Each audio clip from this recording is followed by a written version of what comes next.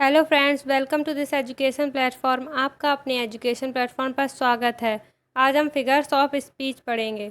उससे पहले आप चैनल पर नए हैं तो चैनल को सब्सक्राइब कर दीजिए और बेल आइकन को ज़रूर प्रेस कीजिए, जिससे आपको आने वाली नोटिफिकेशन मिलते रहें।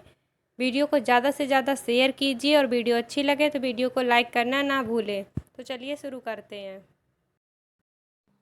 तो आइए हम सीखते हैं कि फिगर ऑफ स्पीच होता क्या है, उसकी डेफिनेशन क्या है, कैसे हम उसे समझते हैं। Figure of speech is said to be in use when the form of an ordinary sentences is change to increase the effect और impact of the message being delivered. वाक्यों के रूप को अलंकृत करके उनसे दिए जा रहे संदेश के असर को अधिक प्रभावशाली बनाया जाता है। जब वाक्यों के रूप को संशोधित करके अलंकृत करने के लिए फिगर ऑफ स्पीच या अलंकार का उपयोग किया जाता है। आसान शब्दों में हम यहाँ बताना चाहते हैं कि फिगर ऑफ स्पीच को हिंदी में अलंकार कहते हैं और किसी भी वाक्य को अधिक प्रभावशाली बनाने के लिए फिगर ऑफ स्पीच का प्रयोग किया जाता है। अब हम देखते हैं कि इसके कौन कौन से टाइप्स होते हैं और उनके क्या क्या एग्जाम्पल हैं। तो चलिए देखते हैं। Types of figure of speech. यहाँ पर आपको लिस्ट दी है हमने, जहाँ पर फिगर ऑफ स्पीच और उनके नाम और उनकी हिंदी लिखी हुई है। तो सबसे पहले है सिमिली, जिसे उपमा कहते हैं, मेटाफर जिसे रूपक कहते हैं, पर्सोनिफिकेशन जिसे मानवीकरण कहते हैं, अपोस्ट्रॉफी जिसे संबोधन कहते हैं, हाइपरबोल अतिशयोक्ति, euphemism, antithesis, oxymoron, epigram, irony, pun, मेटोनामी,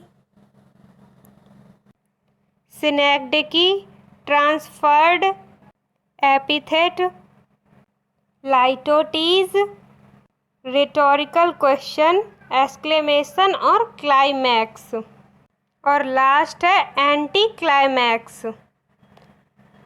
The different figure of speech have been classified into separate group depending on the uses। मतलब उनके उपयोग पर आधारित फिगर ऑफ स्पीच को निम्न वर्गों में बांटा गया है। कौन कौन से हैं? रिजेम्बलेंस समानता, कॉन्ट्रास्ट असमानता, एसोसिएशन ससंगर, कंस्ट्रक्शन रचना। सबसे पहले हम सिमिली देखते हैं, जिसे हम हिंदी में उपमा कहते हैं। तो इसकी डेफिनेशन एंड एग्जाम्पल देख लेते हैं। In a simile there is a comparison between two object of different kinds that are similar at least in one point. It is introduced by words as, like, as, so as. जब दो भिन्न भिन्न वस्तुओं की तुलना की जाए और उन दोनों में कम से कम एक विशेषता दोनों में पाई जाए तो उसको उपमा अलंकार या सिमिली कहते हैं। इसे और आसान शब्दों में समझते हैं। When two things are compared using like और as। एग्जाम्पल हैं sweet as a honey bee, roar like a lion। मधुमक्खी के शहद की तरह मीठा और शेर की तरह दहाड़ना। अब आगे देखते हैं।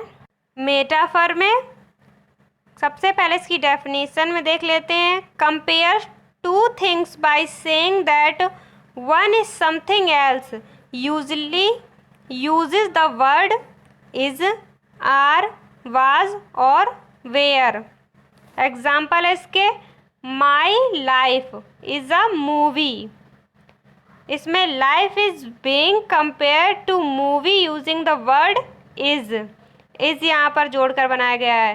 दे are clowns in math class, they are being compare to clowns using the word are. अब हम पर्सोनिफिकेशन देखते हैं। Personification is a figure of speech in which an object, idea और animal is given human characteristics. Examples में देख लेते हैं जिससे आपको अच्छे से समझ में आए। माई कंप्यूटर हेट्स मी, मेरा कंप्यूटर मुझसे नफरत करता है। The sun wearily cross the late autumn sky, the bees buzzed merrily among the flowers. The old car sat idle, lonely, and forgotten. The alarm clock sprang to life, waking me from my sleep. इसे और आसान शब्दों में समझते हैं। जब किसी निर्जीव या अमूर्त विचार का इस प्रकार वर्णन किया जाए कि जैसे उसमें जीवन हो, उसे हम पर्सोनिफिकेशन या मानवीकरण अलंकार कहते हैं।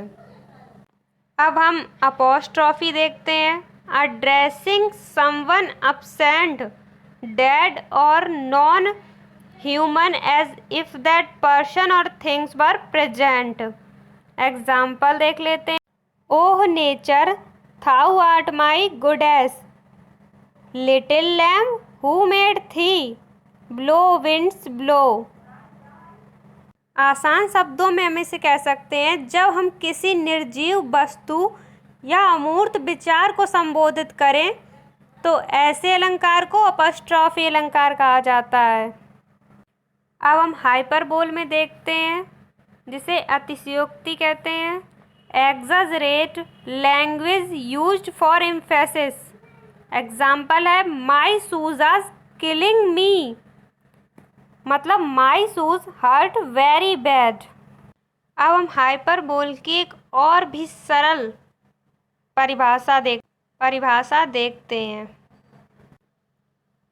इसकी परिभाषा इस तरह है। हाइपरबोल में एक बात को बहुत बढ़ा या घटाकर कहा जाता है जो वास्तव में नहीं होती है। Hyperbole is a figure of speech in which things are represented as greater or less, better or worse than they really are। हम कुछ एग्जाम्पल्स देख लेते हैं। तो एग्जाम्पल कुछ इस तरह है। She wept ocean of tears, 10,000 saw I at a glance, they were swifter than eagles and stronger than lions, rivers of blood flowed in the battle, the waves rolled mountain high, their chief was mountain high। अब हम onomatopoeia, जिसे ध्वन्यात्मक अलंकार कहा जाता है, उसे देखते हैं। तो इसकी परिभाषा है, एक काव्यात्मक शैली है जिसमें प्रयुक्त शब्दों की ध्वनि से भाव या अर्थ का संकेत मिलता है। Onomatopoeia is a figure of speech in which the sound suggest the sense और मीनिंग। अब इसके एग्जाम्पल देख लेते हैं। The phone wrong so loudly everyone in the room jumped. दूसरा है the rock bands music sounded like static noise to me। तीसरा है I have heard so many wonderful things about you। चौथा है he walked as slowly as a sloth। पांचवा है this door cracks really badly when you open it। इतने में आपको ओनोमेटोपोइया समझ में आएगा। अब हम ऑक्सीमोरन देखते हैं जिसे हम विरोधाभास कहते हैं। तो सबसे पहले इसकी परिभाषा। ऑक्सीमोरन वह अलंकार है जिसमें एक ही वस्तु के दो परस्पर विरोधी गुण एक साथ दिखाए जाते हैं। Oxymoron is an associate of two words or phrases having opposite meaning. अब कुछ एग्जांपल्स देख लेते हैं जिससे हमें और अच्छे समझ में आ जाए। इसके एग्जांपल्स हैं no secret, orderly confusing, deafening silence, confirmed rumour, awfully nice. अब हम पन देखते हैं जिसे हम हिंदी में श्लेष अलंकार कहते हैं। तो play on words based on the similarity of sound between two words. Buy and why, cent and scent, sole and soul.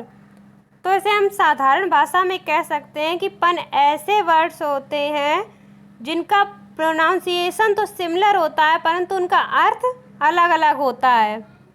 जैसे एग्जाम्पल में लेते हैं, cut off the heads of maids and made in head. अब हम epigram देखते हैं, जिसे हम हिंदी में सूक्ति कहते हैं। A short witty poem or pointed statement often written in two well balanced parts. Examples: to err is human, to forgive divine, early bed early to rise, make a man healthy wealthy and wise। अब हिंदी में इसकी एक सरल परिभाषा देख लेते हैं।